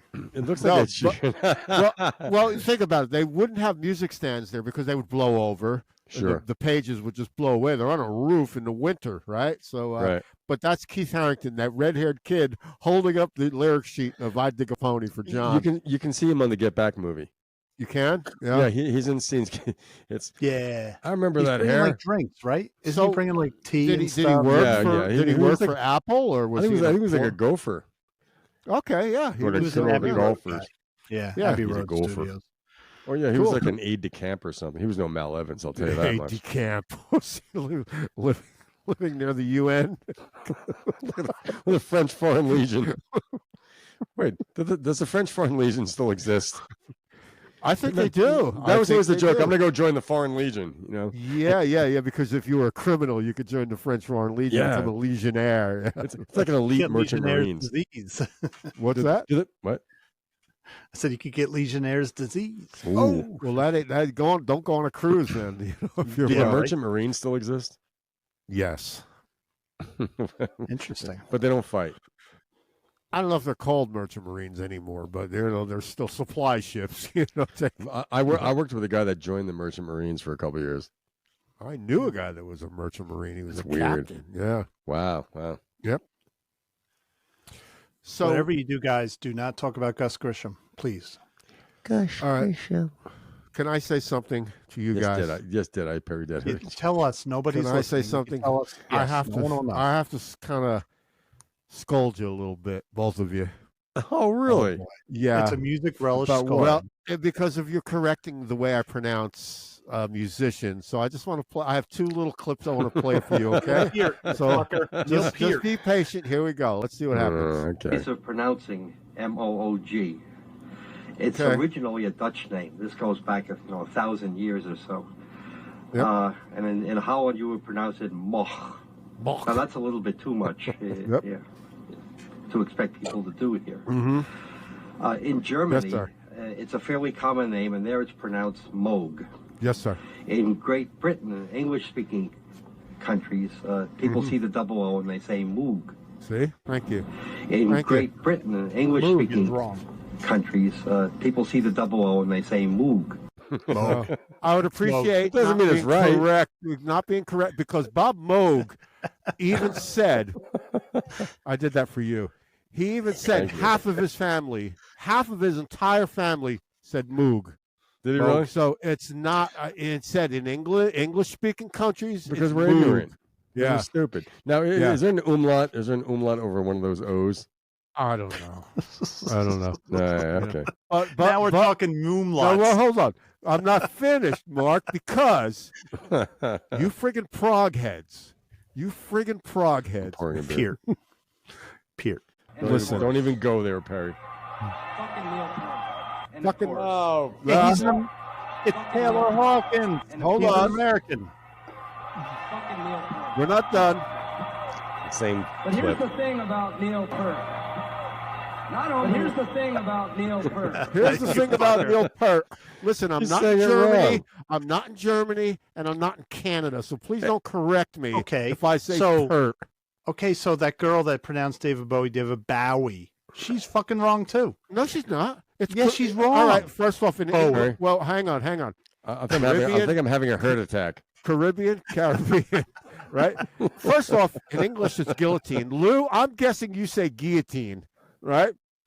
Fuck you. It flows off. Be the honest, tongue Lou. better. You I say do, no. guillotine. I say It's guillotine now. guillotine. You know why? In Because I'm in the English, wine it's business. guillotine. I work in No, wine. We have to, because Robert it's in Guillaume. English, It's yeah. not Robert Guillaume. It's Robert Right. Guillaume. So it's Bob. For me, it's Bob Moog and Neil Peart, because I'm in America, not respect- Canada, and You I'm have no not in respect for the Germany. dead, Perry. No So respect for thank the dead. you.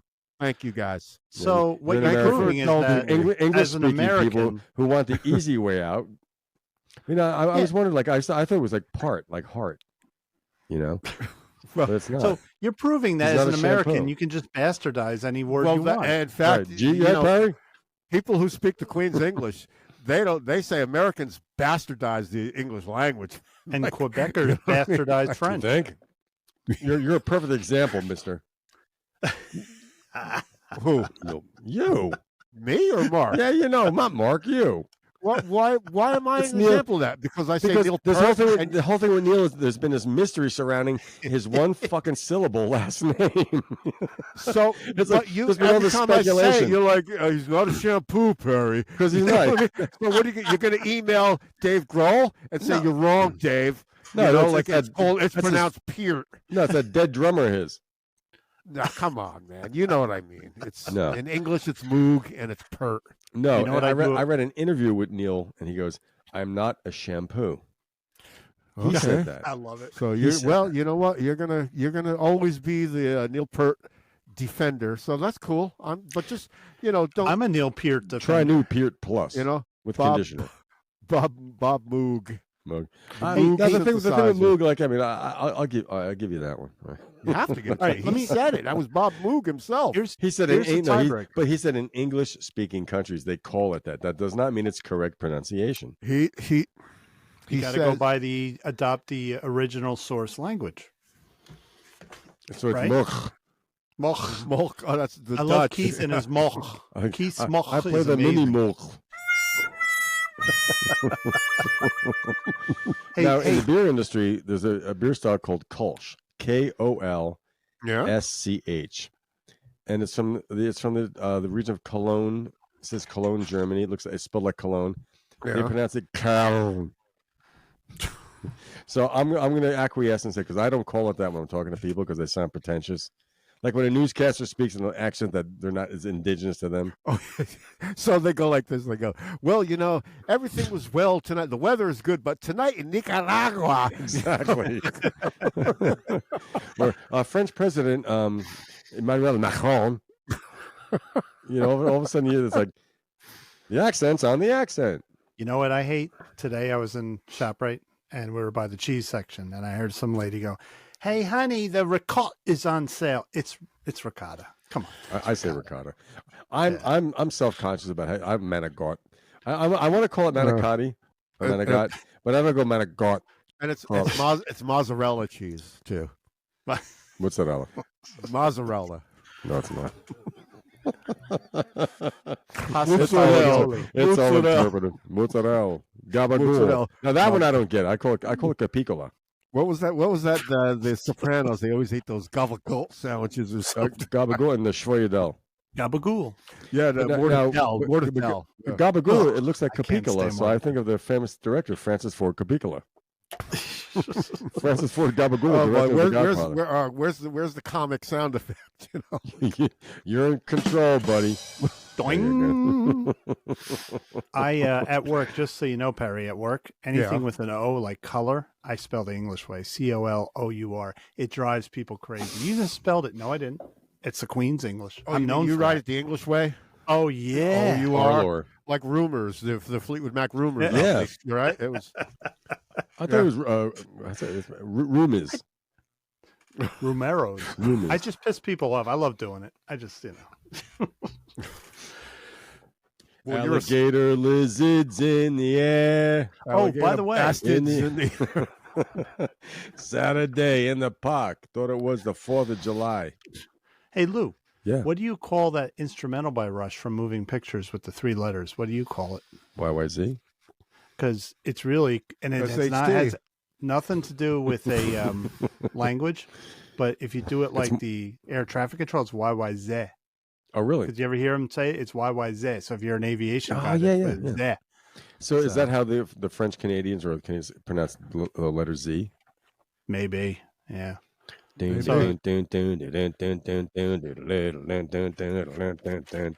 like to hear that in a waltz. That's a great song. What is that? Oh.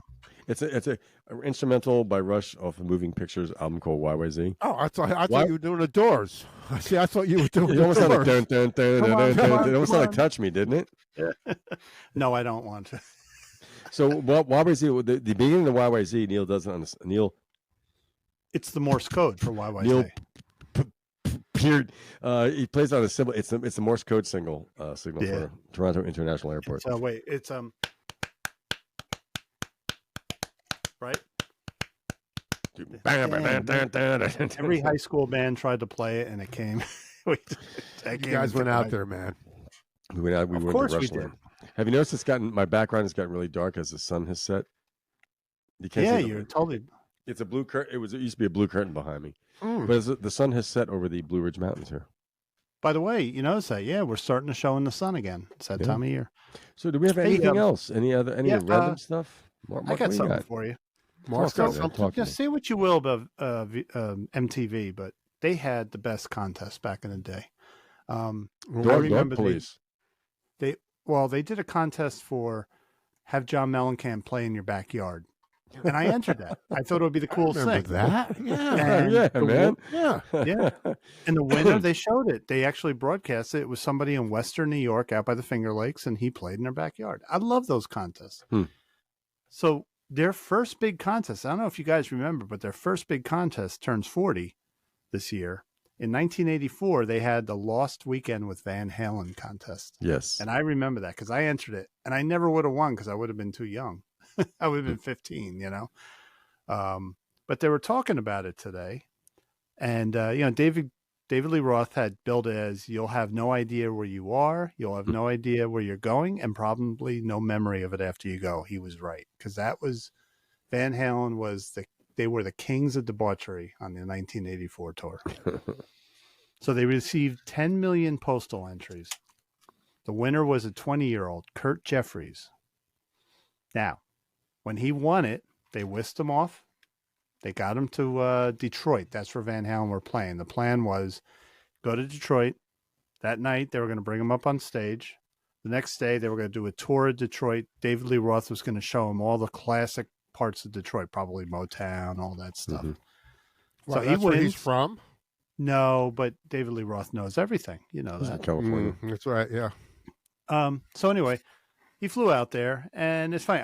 There's a video up now. It's over an hour long. It has all the outtakes and everything. But the way this guy tells it, he's still alive, luckily, and you'll hear why in a second. But they fly him out there, bring him in his room, and if you see the promo footage, they gave him all these cool jackets, Van Halen and everything. Then they take him to the show. Now he sits by the mixing guy, the soundboard, and he says, they handed him a bottle of Jack Daniels. He had a couple sips. Then he asked for more, and he realized he liked Jack Daniels. He never had Jack Daniels before. So they brought him up on stage, and you can get video of this, and they bring him out, and they introduce him, and they smash a huge cake into his face, and then they just douse him with fucking champagne like crazy. Jeez. Like the stage was a mess. And you got to watch it. It's funny. After the show, you see David Lee Roth pull him off stage like, come on, we got to go party. And there's a video of them singing Happy Trails in the hallway with him. He said he had a great time. He said that Eddie was the coolest. I believe it. Eddie was just a nice guy. And he said he made friends with Valerie Bertinelli. She was there too. She was backstage. But then David Lee Roth said, he did coke for the first time. He did a couple lines of coke. Oh, Jesus. Then David Lee Roth said, I think Kurt needs Tammy. So they brought an old friend of the band who was a prostitute, and she took her clothes off, started dancing naked, and then he said he ended up in the shower with Tammy. Okay, all right, that's fine, Basically, after that, he lost track of what was going on. It was at that point that his friend told the MTV producers, my friend, he had an accident a while ago, and he's got a metal plate in his head, and he's really not supposed to be drinking. So the producers went crazy, and they said, oh, my God, get him. They brought him back to his room, and they sat with him to make sure he didn't die. Shit. Next day, they canceled the drive around. They did. They canceled the drive around Detroit the next day because he was too hungover. He was just a mess. But he went to the next night's concert, and everything was like worked out, and he went back. But how cool is it? Like he spent a day, like there's pictures. They show pictures where he's hanging with Eddie. Eddie's letting him hold his guitar. He's hanging with Dave, Michael Anthony, all of them. And they were really cool. Like it was the real deal in that they didn't act like pompous asses. They brought him in and made him one of them for a weekend, which is cool. I like to see that. Nowadays, it would be a meet and greet. You go, you shake their hand, and buy. You wouldn't be part of the band. Well, I think the illegalities now. I mean, you couldn't do what they did to that poor guy. Well, he says, in this day and age, with all the sign-offs, I would never. They wouldn't even be able to do something like that. Right. Why would you let somebody? The whole contest. He could have died if he did the coke. Could have killed him. If he had a heart condition. Yeah. Wasn't that kind of the downfall of MTV though? Like I think it's a hurt condition. Couldn't you what's that kind of if you could win a pink house from MTV? What's that kind of real? That's right. Like, that's we're right. on a downslide, dude. You know what I mean? Like, you could win a pink house. Van Halen could play in your yard. John Mellencamp could play in your yard. While sucking on a chili dog. Imagine having a barbecue like John Cougar, like, give me a chili dog. Had a tasty freeze. There was a contest that went bad. I forget what it was, but something didn't work out. That people didn't win what they were supposed to. But when you start seeing that, you're like, oh boy, we're slipping here. You know what I mean? Let's was that before like MTV? Oprah putting a pink house under your chair. Was that where MTV became not music? Was that on the cusp of them It becoming? was probably in the downslide. Yeah. Yeah. So, They I never really liked MTV.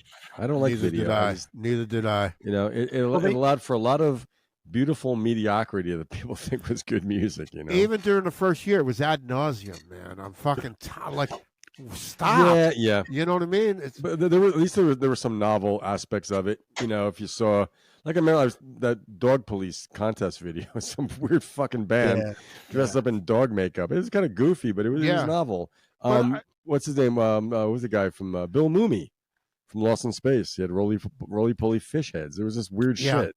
But even I remember, I think I heard Scott McClain talking recently about Quarter Flash. Like they were even like had a video like that was in heavy rotation. You know, gonna harden my heart. Yeah, I bet gonna they swallow my tears. It probably took him a while to pay for that video too. You know, I don't know, but interesting, because don't forget.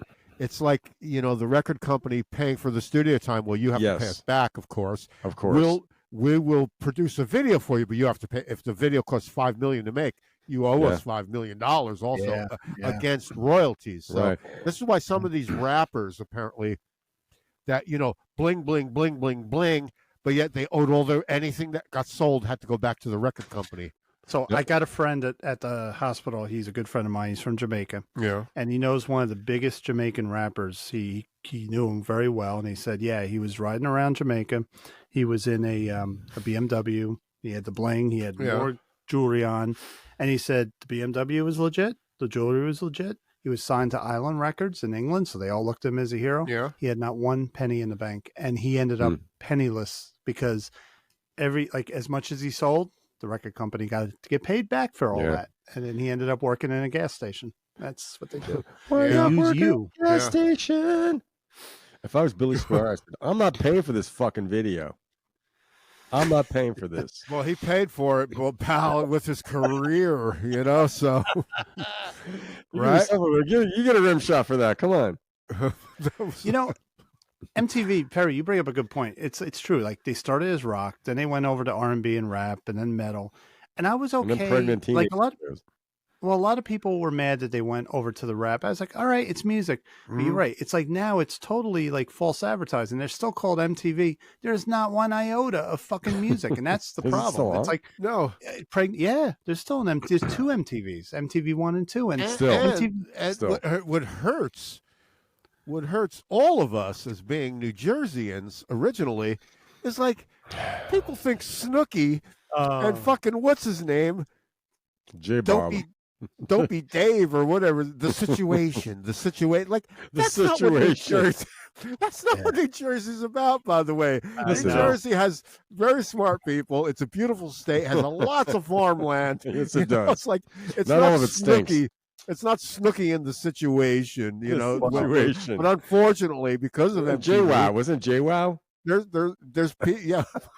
there's people out there who think that when they think of New Jersey, they think of these dipshits. You know what I mean? Partying at Seaside Heights. You know? My sister used to live in Portland, Oregon, and I went out there at the peak of Sopranos craze, and all her neighbors were like, "You're from New Jersey?" And they think it's like all mobsters. I'm like, no, New Jersey has incredible farmland that looks like the eastern part of your state of Washington and Oregon. Right. Beautiful. And it's like, no, but that's the way it happens. But I think in Bergen County, 1 out of every 3 people has some kind of Italian lineage. Apparently, that's a fact. Yeah, and I mean, we've all encountered people, Lou, in the businesses we used to be in. It's like people dressed like fucking Tony Soprano, man. Like, what are you doing? I remember in the height of Sopranos craze, like guys would come into the bottle can be like, da da da da da da, like, you know, come on, knock it off. You're just acting the part. You're LARPing. You know. Yeah. It's unbelievable. I got a Wikipedia dead relative. You don't. Really?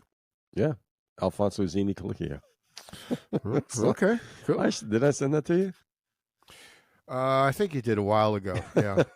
So what? Hey, it's nothing.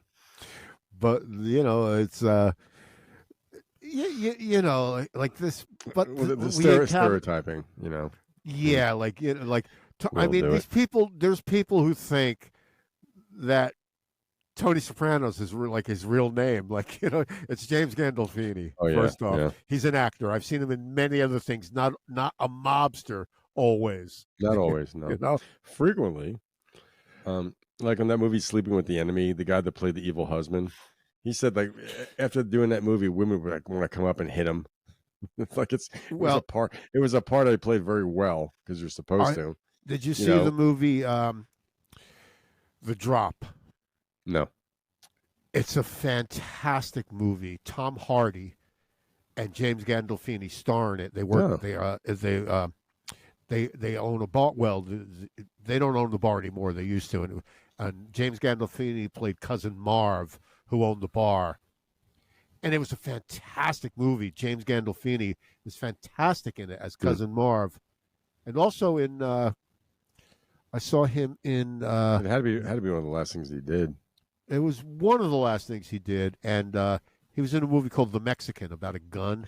Brad Pitt was in it, and he played a gay hitman. Julia Roberts was in it. She said the best time on the set she had was working with James Gandolfini. Really? Yeah. I was reading some things. I watched the last season of The Sopranos again recently. The whole, season 6. And, yeah. People were saying, he would disappear for days on the set. Like, he had his thing was, they said his scenes with Lorraine Bracco as Dr. Melfi were the hardest because he said he always saw himself as a character actor, not a leading man. Right. Yeah. So those were the hardest things for him to do. And they were talking about how, the memorization of all these, he never did long scenes. He did plays and stuff, but like in movies, he did scenes. But these drawn out scenes, there was something he had to get used to. But he was not comfortable with the leading man. Kind of like a Brando in the sense where it's like Speaking of that, I saw a movie with Bruce Willis from like a year or two ago, and he almost had no dialogue. Yeah, and Bruce Willis in his other movies, he was like he's Bruce Willis. Yeah. He would have like 3 words and then stop, and they'd cut to someone else. Then you have 3 more. You can tell something was up. With the dialogue had changed so much from what we know of Bruce Willis. Yeah, I bet you they knew his. I think that was him. I bet you he was getting thrown bones to make some big money before he faded away. Yeah, they said that about Robin Williams too, right? That he would take any role just because he needed the money or whatever. That I don't know. That's just that movie RV that he made, and they said, "Oh, he's back as a comedy actor." It was hard to watch because he wasn't. You could see he wasn't happy in it. It was forcing the comedy. What I noticed about Robin Williams movies is he's unhappy in most of them. Like when he was that photo booth guy. Yeah. He's unhappy. He's unhappy. Yeah. That was depressing. He was. You could tell. How about that movie he made with Al Pacino where they're in Alaska and he's a murderer? That was a great one. And he was in the world according to Garp. Yeah. His initials were T.S. Garp, and people would say, "What does it stand for?" He'd say, "Totally sad." Yeah. It's my theory. This is a weird theory. I think it's all that blow. It kills your Anthony Bourdain. I believe he did a lot of it too. When he was it depletes your dopamine. You don't get it back. It just it leaves you in a perpetual state of. If you do enough of, we don't. Luckily, we weren't privileged enough to have to do that. I mean, Robin Williams saw John Belushi on the last night of his life. Yeah. Wow. Did you guys know that Kathy Smith, the woman that gave John Belushi his speedball, she went to jail? Sundown by Gordon Lightfoot is about her. Oh yeah. Yeah. Wow. Yeah. We're ending on a dark note here. We're going. Wow. Yeah. Really. Let's in the dark. Let's bring it up. How about the Bobbie Gentry happy hour, happiness hour? Well, how about let's see. Let's see. I think we have thanks to Lou. Yeah. Let's thanks our new subscribers. We have 41 subscribers. We're grateful to you.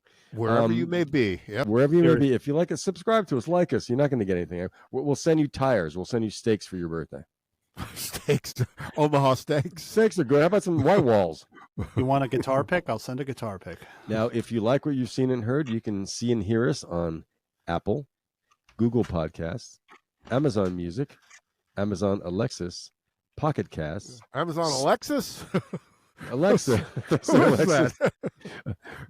Who is she? Pocket Cast. I said Spotify, Overcast, Podchaser, Podcast Addict, Odyssey, Facebook, and YouTube. YouTube. Like Yeah. us, subscribe to us.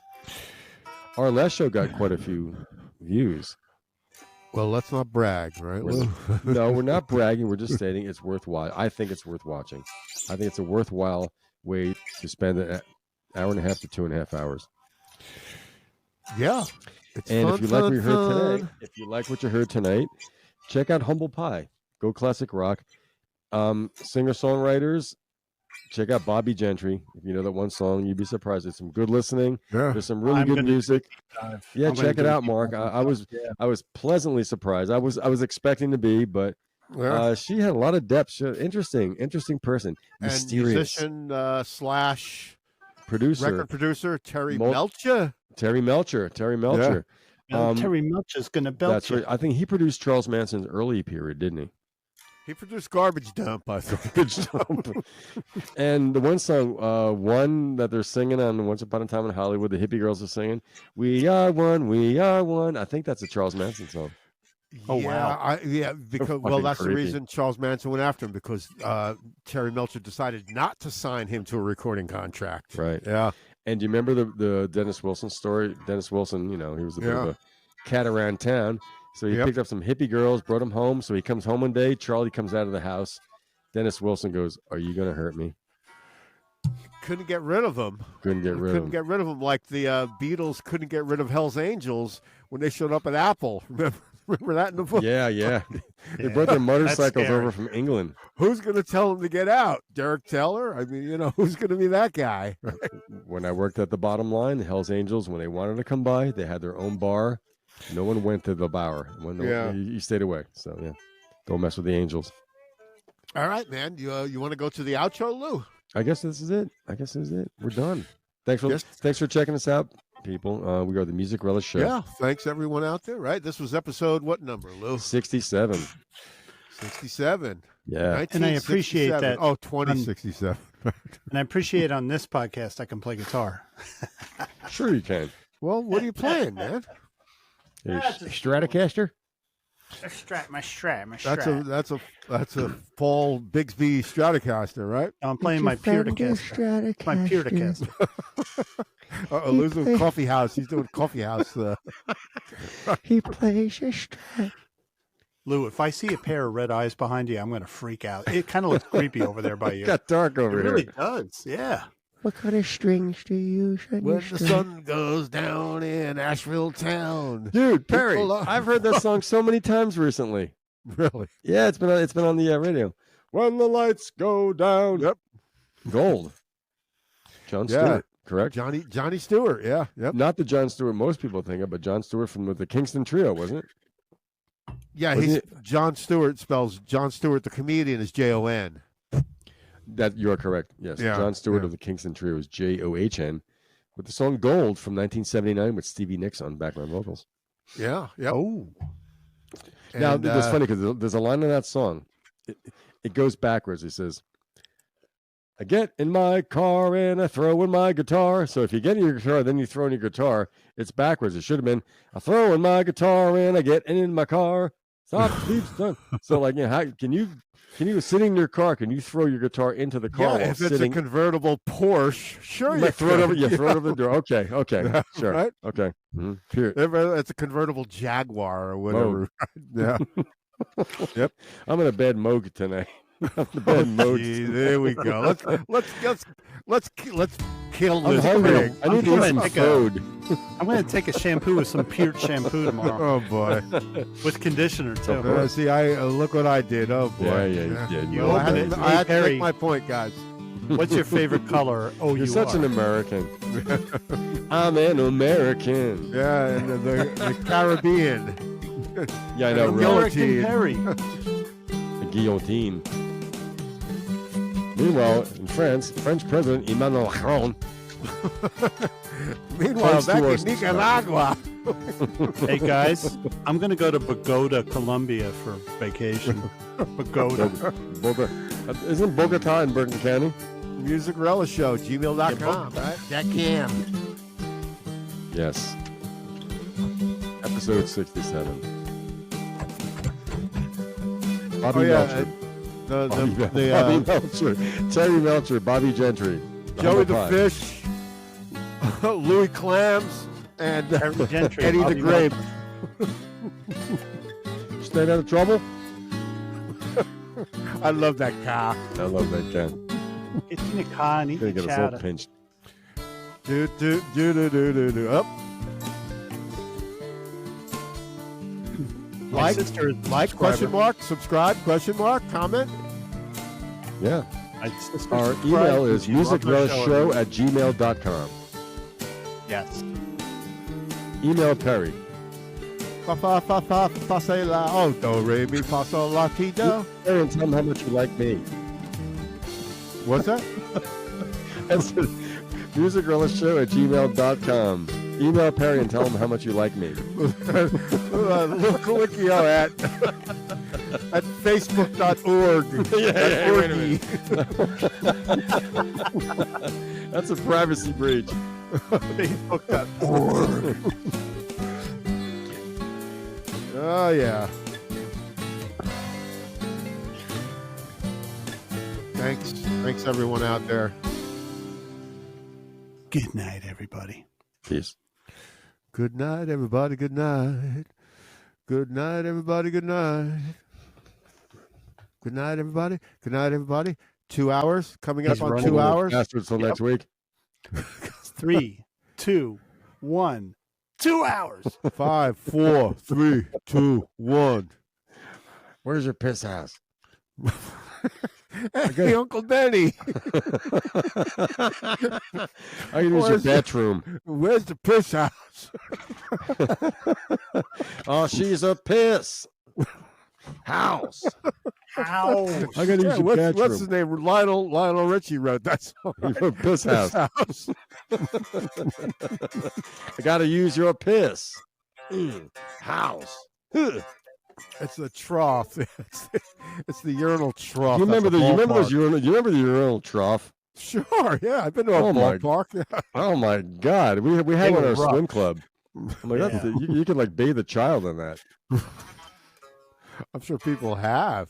Yeah, you know when my father took us to the World 64 World Trade Center, I guess there was like 7 of us. He couldn't corral all of us, so I kind of wandered off and I went into the the floor to top urinal and that deodorant block. I thought it was a giant sweet tart, so I took it. I was trying to eat it. Sure. And my dad stopped me. Sweet tart. All along at the 64 World's Fair. Ooh. I don't remember. That's all I remember. That's a They Might Be Giants song. Really? Yeah. Whatever happened to them? Exit wound in a foreign nation. They might be vaginas. They're I still heard around. They live in Brooklyn, man. Brooklyn ain't Hey, what it play it, used to Mark. be. Let me hear a little bit, man. How come you don't have it plugged in? Hang on. Go away today. You know what song that is? Maybe. I don't know. What is it? The Vum from Yes. Oh shit! How would I know that? Oh fuck! How would I know that? Oh fuck! How would I know that? Recording. Turn off the recording. I'm not a Or frog. no, I'm going to turn off. No, I spilled water all over my Mac. Oh. Ooh, man, you better turn it upside down to get that water out. Well, it didn't get on the top. I think it's okay. You better turn that shit down, I'd like to MF. play my next single. All right, let's hear it. Yeah, what have you been working on anyway, dude?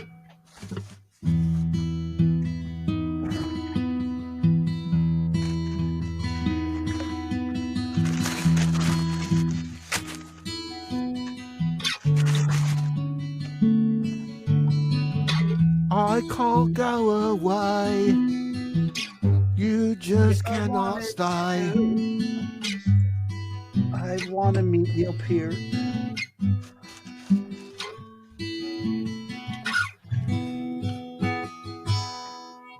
If I play an a moog, Really called a Moog. what tuning is that? Open D? It's an open D. Oh man, I got a Is that a song you're working on? Do you have that on Audacity yet? I do. I did a test recording. But what I did, I finally worked out the arrangement for it because it was kind of all over the place. So I know where the vocal melody will be. I actually mapped this out for once because that's been my bugaboo. Cool. Yeah, but it's like I think Louis going to play on it. Cool. I want some percussion. I don't know if it's like full drums on it at this point, but yeah. I sent over a file to Mark the other day that we were going to meet up and try and do a mix down, but of course it was torrential downpours. It was monsoon season. We had a monsoon day. Oh, really? It's a good thing you didn't come. So me and Anthony went out when the rain ended at 4:30. You know where Grand Avenue goes west over Kinder Canal? Sure, yeah. Yes. And then it goes down and turns by the firehouse, like it curves. Yeah. Mm-hmm. The bridge right there, the river went over the bridge. They closed Grand Avenue. Wow. Like that never floods. So Perry, you river? Had trouble getting home. What's the river? I don't remember. I think it comes down from Pearl River. It's Muddy Creek that goes through town. Oh, really? Okay. It's not the Pearl River. No, it's called Muddy. There is no Pearl River. Pearl River used to be called Muddy Creek, and they changed the name because nobody wanted to get off the train at Muddy Creek, so they made it Pearl River. And it was more enticing. Very cool. Enticing. Yeah. Interesting. And Pearl River has to put a sign that says "Still the town of friendly people." Like we have to say, no, really, we're friendly. No, they're not. Still the one. Yeah, still the one. Wait, Perry's recording, and I just slammed my hometown. Yeah, I'm just gonna. I'm waiting for Lou to say goodnight to everyone, and that's it. We're out. I thought we did already. Oh, okay. Well, you called them bastards. You said that'll hold those bastards over. Yeah, that was like that old TV commercial. What is that? Done? Oh, that's your laptop. There's something to be said about Max. The bottoms have no grills or anything, so it was in a puddle of water and it survived because there's nothing for the water to get in. Cool. Wow. You got to get one of those, those cloths that they use for your car. One of those Wonder cloths or whatever they're called. Yeah. Oh man, that was a close one. That was a close one. I think that's called the fine chamois. Yeah, it's a sham. That's what it is. It's a ShamWow. Work with the chamois club. It's a ShamWow. You're working with the fine chamois with your guillotine. You're a blue blood, man. You're guillotine. You're guillotine. And it tells the time in Stad. It's Chamay. It's Greenwich Mean Time, right? Neil Peart. Neil Peart, you're so mean. All right. I'm drinking a Kolsch from Cattle in Germany. Gelsch. Oh, yeah. Well, yeah. So, okay. Well, I'm out, man. You're out. I'm out. It's Tap City, man. Good night, everyone. Good night. Bye. Thank you out there.